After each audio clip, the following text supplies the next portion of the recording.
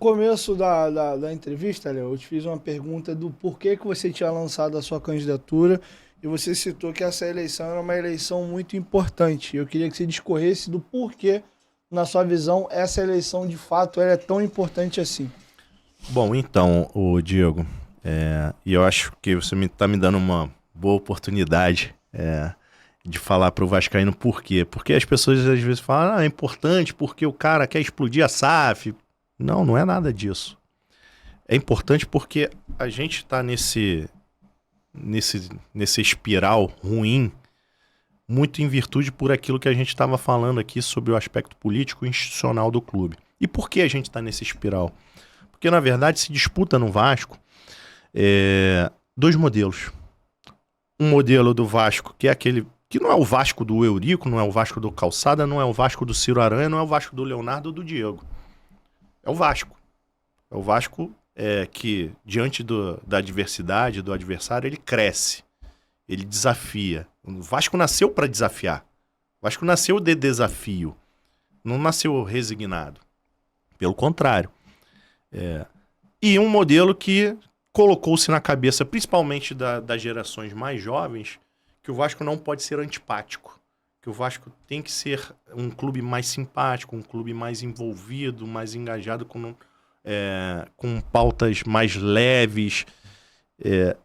E a gente viu que toda vez que o Vasco se comportou dessa maneira, de forma mais simpática, por assim dizer, o Vasco foi derrotado. O Vasco tinha uma posição de destaque no Clube dos 13 por imposição, por saber se impor, e tinha não só a cadeira de vice-presidente do Clube dos 13, como era responsável pela negociação das cotas de televisão.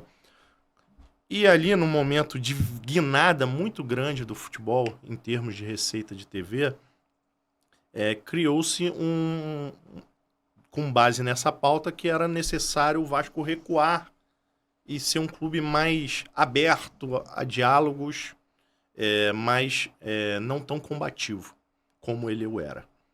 E o resultado foi isso que a gente está vendo agora. Aí, o Vasco saiu de primeira potência na cota de TV, saiu para sexta praticamente, com uma perda exponencial muito grande e que alavancou todo esse cenário do futebol brasileiro. O Vasco, toda vez que se comporta de maneira mais acuada, mais resignada, ele tende a se perder, ele tende a fracassar. Isso os anos demonstram. Tanto assim que a gente vê o que a gente está vendo hoje chegar ao ponto de ter tido que vender o futebol. Então, eu acho que essa eleição é fundamental sobre esse aspecto. Acabar com esse segundo modelo de Vasco. Com esse modelo de Vasco que é um Vasco resignado, que aceita tudo, que não desafia. Acho que é preciso a gente resgatar os preceitos, como eu falei, de fundação, e assumirmos o DNA do Vasco.